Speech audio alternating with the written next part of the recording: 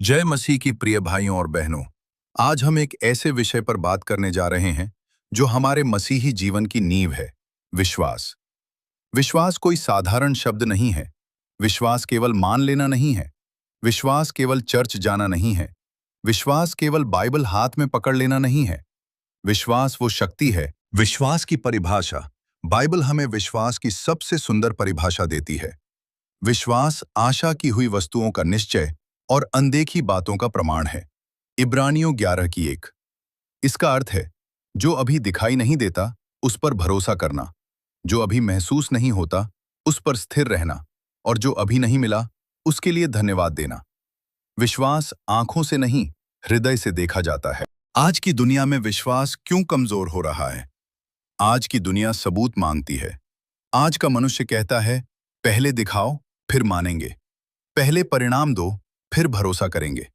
लेकिन परमेश्वर कहते हैं, पहले विश्वास करो फिर तुम मेरी महिमा देखोगे। हमारा विश्वास इसलिए कमजोर हो जाता है क्योंकि हम लोगों की बातों को ज्यादा सुनते हैं, हम परिस्थितियों को ज्यादा देखते हैं और परमेश्वर के वचन को कम सुनते हैं। जहां डर बढ़ता है वहां विश्वास घटता है। विश्वास और डर, डर और विश्वास एक साथ नहीं रह सकते। जब विश्वास बोलता है, डर चुप हो जाता है। जब डर बोलता है, विश्वास दब जाता है। यीशु ने कितनी बार कहा, डरो मत, केवल विश्वास रख। डर कहता है, सब खत्म हो गया। विश्वास कहता है, परमेश्वर अभी भी जीवित है। डर कहता है, तू हार जाएगा। विश्वास कहता है, यीशु एक कर भी जीवित है, मेरे साथ है। विश्वास की परीक्षा। विश्वास की असली परीक्षा तब होती है जब सब कुछ हमारे विरुद्ध जाता हुआ दिखाई देता है। अब्राहम को देखिए, परमेश्वर ने वादा किया, लेकिन सालों तक संतान नहीं मिली। फिर भी लिखा है, अब्राहम ने आशा न होते हुए भी आशा में विश्वास किया। यूसुफ को देखिए, भाइयों ने धोखा दिया, गुलामी, झूठा इल्जाम, जेल, लेकिन विश्वास टूटा नहीं, और वही यूसुफ बाद में मिस्र का प्रधानमंत्री बना। जो व्यक्ति परीक्षा में विश्वास नहीं छोड़ता, वही परमेश्वर की योजना देखता है। विश्वास और धैर्य। विश्वास हमेशा धैर्य मांगता है। परमेश्वर तुरंत नहीं, सही समय पर काम करते हैं। हम कहते हैं अभी, परमेश्वर कहते हैं रुको, क्योंकि वह हमारे चरित्र को बना रहे होते हैं। वो हमें मजबूत कर रहे होते हैं। वो हमें अगली आशीष के लिए तैयार कर रहे होते हैं। छोटा विश्वास और महान परिणाम। यीशु ने कहा, यदि तुम्हारा विश्वास राई के दाने के समान भी हो, मतलब विश्वास का आकार नहीं, विश्वास की सच्चाई मायने रखती है। एक छोटी सी प्रार्थना एक सच्चे विश्वास के साथ बड़ी चमत्कारी शक्ति बन जाती है। विश्वास और चमत्कार। बाइबल में हर चमत्कार के पीछे विश्वास था। अंधे ने विश्वास किया, आंखें खुली। लंगड़े ने विश्वास किया, चलने लगा। स्त्री ने यीशु के वस्त्र को छुआ, चंगी हुई। यीशु ने कहा, तेरे विश्वास ने तुझे चंगा किया है। परमेश्वर सामर्थी है, लेकिन चमत्कार का द्वार विश्वास खोलता है। विश्वास तब भी जब उत्तर न मिले।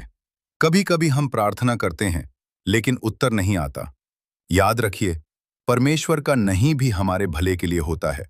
विश्वास ये नहीं कहता कि परमेश्वर मुझे वही देगा जो मैं चाहता हूं।